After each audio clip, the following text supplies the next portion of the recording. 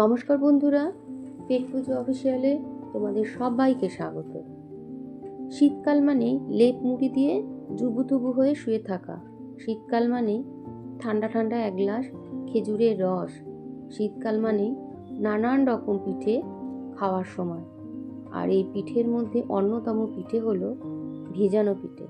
খেতে অপূর্ব লাগে।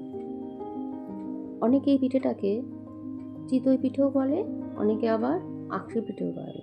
আমি কিভাবে তৈরি করছি সেটাই তোমাদের সাথে শেয়ার করছি। আমি এখানে 1.5 কেজি আতপ চালকে 2 ঘন্টা আগে ভিজিয়ে রেখেছিলাম। এরপরে এই চালটাকে মিক্সিতে খুব ভালো করে বেটে নিয়েছি, আর বাটার সময় অল্প অল্প উষ্ণ গরম জল দিয়ে বেটেছি।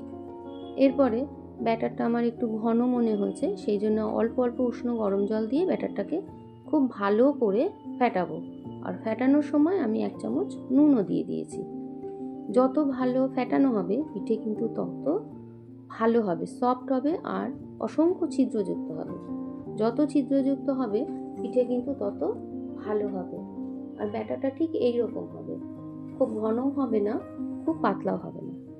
আমি আতপ চাল দিয়ে করেছি, তোমরা সিদ্ধ চালও করতে পারো বা সিদ্ধ ও আতপ দুটো মিশিয়েও করতে পারো। আর এই পিঠেটাকে তৈরি করার জন্য আমি একটা কাঠের উনুনকে ধরিয়ে নিচ্ছি। সব থেকে ভালো হয় কাঠের উনুনে করতে পারলে, কারণ কাঠের উনুনে যেহেতু মুখটা অনেকটা বড় হয়, সাঁচের চারিদিকে জালটা পায়, সেই জন্য পিঠেটা খুব সুন্দর হয়, অসংখ্য ছিদ্রযুক্ত হয় আর খুব সফটও হয়। সেই জন্য এই পিঠেটা খুব ভালোই হয় যদি কাঠের উনুনে করা হয়। তবে এখন ননস্টিকের বেরিয়ে গেছে, ঠিক মতো করতে পারলে ননস্টিকেতেও খুব ভালো পিঠে তৈরি করা যায়। তো আমার এখানে সাঁচটা খুব ভালো মতো গরম হয়ে গেছে। আমি প্রথমে অল্প একটু তেল ব্রাশ করে নেব, তাহলে কি হবে, পিঠেটা খুব সুন্দরভাবে উঠে আসবে। কিন্তু সাঁচটাকে খুব ভালো করে কিন্তু গরম করতে হবে, নাহলে পিঠেগুলো লেগে যাবে। যদি রেসিপিটা ভালো লাগে তাহলে প্লিজ একটু জানিও কেমন হয়েছে, আর একটা লাইক ও শেয়ার করে দিও, আর আমার চ্যানেলটিকে সাবস্ক্রাইব করে আমার পাশে থেকো। এরপরে ব্যাটারটা দেওয়া হয়ে গেলে আমি ঢেকে দেব, এবং ঢেকে দিয়ে দেখে নিতে হবে যে ভাপটা বেরিয়ে যাচ্ছে কিনা। ভাপ যদি বেরিয়ে যায় তাহলে পিঠেটা কিন্তু একদমই ভালো হবে না। দেখো পিঠেগুলো কি সুন্দর আমার উঠে যাচ্ছে, কোনো ঝামেলা হয় না। আর প্রত্যেকবার কিন্তু তেল ব্রাশ করতে হয় না, একবার তেল ব্রাশ করে অন্তত 3-4 বার অনায়াসেই করা যায়। তারপরে আবার একটুখানি তেল ব্রাশ করে নিতে হয়।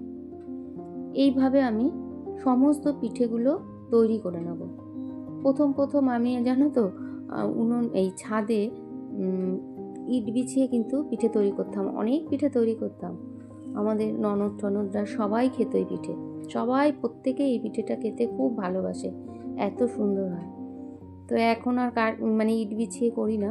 আমার দিদি সেই ছোট্ট উনুনটা তৈরি করে গেছে, আমি এই উনুনটাতেই এখন যখনই করি এই উনুনটাতেই তৈরি করি। এরপরে আমি দুধটা গ্যাসেই জাল দেব। দুধটাকে খুব ভালো করে জাল দিয়ে নেব। আমি এখানে 1.5 কেজি চালের জন্য 2 কেজি দুধ নিয়েছি। খুব ভালো করে দুধটা ফুটে উঠবে, তারপরে আমি গুড় দেবো। আমি এখানে 400 গ্রাম পাটালি গুড় দিচ্ছি। দুধ আর গুড় ভালো করে জাল দেওয়ার পর পিঠেগুলো দেবো। আমি এলাচ তেজপাতা কিচ্ছু দেবো না, কারণ আমার ওগুলো আমি ভালোই বাসি না, আর আমার ঠিক ভালোও লাগে না। তবে যখন ব্যাটারটা তৈরি করবে, যদি নারকেল কোড়া দিতে চাও দিতে পারবে, তাতে খুব ভালো হয় খেতে। আমি দিই না।